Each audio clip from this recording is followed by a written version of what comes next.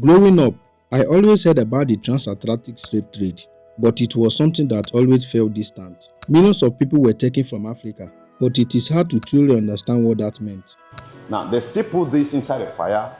They heat the tip very well. When it turns red, they draw the upper lid and they perforate. Shh. Perforate their mouth? Yes, and they put another hose here below. When you think about it, these weren't just a number in a history book. These were real people with families, homes, and lives. These are for the children. This is for the leg of two children. They put it together. They locked two children together with this. So to understand what really happened, I decided to come here to Badagry to meet someone whose grandparents were alive during the time of the slave trade and hear the story from a place where this history actually happened.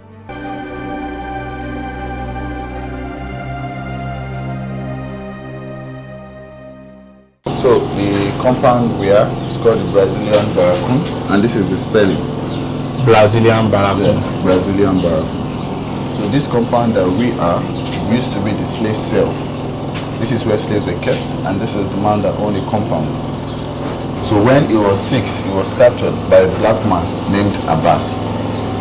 Abbas was a slave trader from Dahomey, which is known today as Benin Republic. So during the Egba and Dahomey clash, there was a war then. So he was captured during that war, and he was taken down to Dahomey, known today as Benin Republic. And when they got there, the black master Abbas decided to use him as a domestic slave before he sold him. So he was working at home for the master as a domestic slave. But because the black master, he sells slave, he sold him to another master named Williams. It was this Williams who took him to Brazil and also brought him back on a condition. Okay, this was the man that was captured. Yes, he Abbas. was captured when he was small. Yeah. And this is why he's bearing Abbas now is because of the name that the master had, that the person that he was sold to has. Okay. So slave, like I said, they bear their master's name. So he had to bear the master's name, Abbas. Okay. And later when he was sold to Williams, the name was also attached. Oh, So you have to bear that the is name where of the master William Abbas and came from. So his own birth name, Ifare Mleku, disappeared. So if he was also sold to another person, they were attached. The name will be attached to it. Oh man. The last name he had Sewiki was a title, which means the head of the Muslims. So he got that title due to his involvement in Islam. He was a core member and a big key player in the Islam community then. So because of that, they decided to honor him as the Sewiki, which is the head of the Muslim. Until date, the family of this man, they still retain that title of a Sewiki. These are some of the European products that were used in exchange of slaves. So because we spent cowries, which was of no value to the white master, they decided to do trade by barter, which is to exchange people for some of these items. So we have the umbrella. The value was 40 slaves then. One umbrella. Yes, one umbrella for 40 slave. Does it mean that in Africa we can't produce umbrella at that time? Just like we can't produce it but we had the material, but we couldn't do it then. So the Europeans, when they brought it, it was something that was enticing to the chiefs. So they decided to exchange people for this. So the African chief, 40 for an umbrella. We have the bottle of gin, which was exchanged for 10 slaves.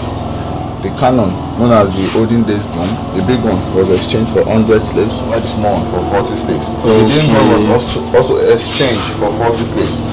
And the mirror and the bead, they had to bargain or negotiate. Ceramic bowl, known as breakable plates, for 10 slaves. 40 people are kept here. For how long? 3 to 4 months. That's the duration for the arrival of the ship. Oh. Yeah, so they have to be here waiting for the arrival of the slaves. Once you are sold, they will take you here. Yes. You stay here for like 3 months. So in here, like I said, this is where 40 people were kept. This is known as the dark room. If you look up, that's a little ventilation where 40 slaves were meant to stay. So imagine 40 people in this little ventilation.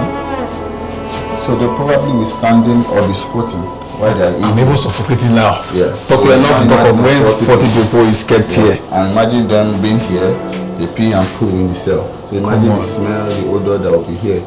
Standing inside this room today, it was very hard to imagine that about 30 people were kept here for months. The only thing I feel is sadness, because at a point, this room must have been filled with fears, uncertainty, and people who had no idea of what was about to happen to them. The original chain that we are using, and the company that produced this chain is at 111 and 15 at Baltimore Road in Birmingham, London, named Yates and Company, H-A-I-T-T and Company, that put the neck collar chain that they wore on the neck of the enslaved African. And the chain used to come on with some torture equipment. Imagine they put this inside the fire, that we call it branding iron. This branding iron have 3 functions.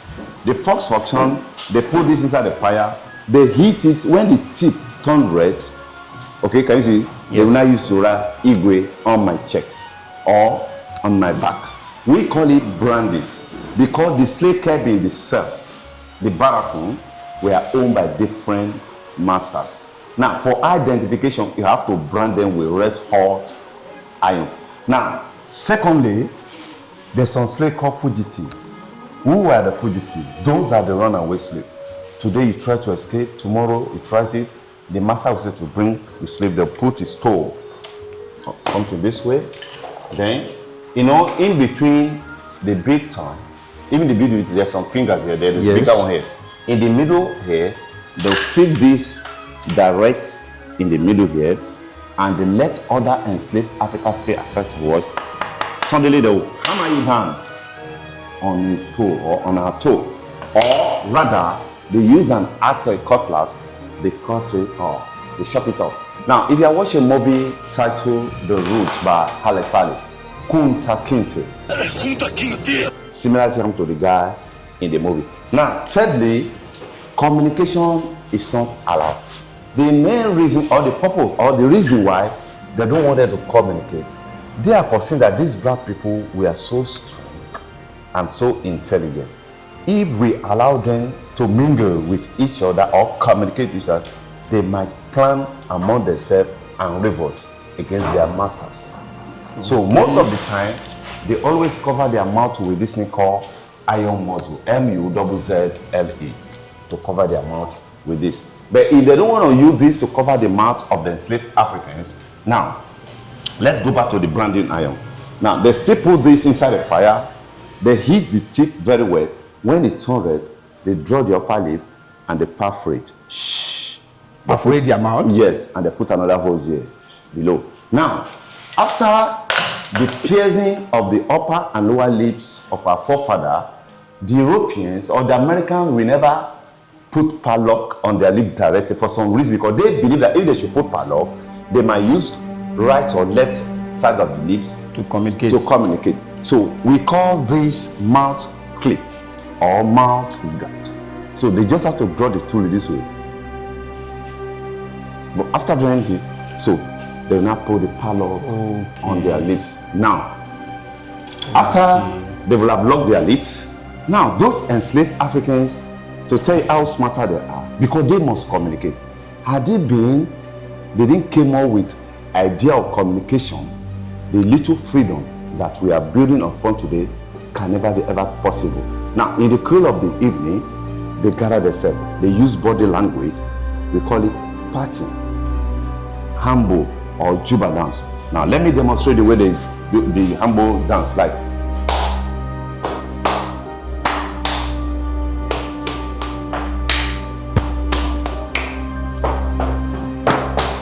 So every step of their movement, they are passing message, communication to each other. That to tell you how intelligent they were. So all day, every day, they do wear this chain as long as you have been captured already. Don't you know that they are like a wounded lion? They try to attack. If you don't put chain on them, they will attack and set themselves free. So they have to castigate them. You understand? So they have to chain them, lock them up. It's very, very uncomfortable. You'll be feeling some pain here. Yeah. So imagine. Very, very uncomfortable. If they later remove the chain from their neck, they can never be the same, because it will deform them, because they will not be able to stand firm again, because it's so heavy on them. Can you feel the pain? Yeah. This is unbearable. I think the chain should be like 15 to 20 kg. From this place, enslaved Africans were taken across this lagoon on their way to the Atlantic Ocean, to the place they call the point of no return. Good morning, Oga.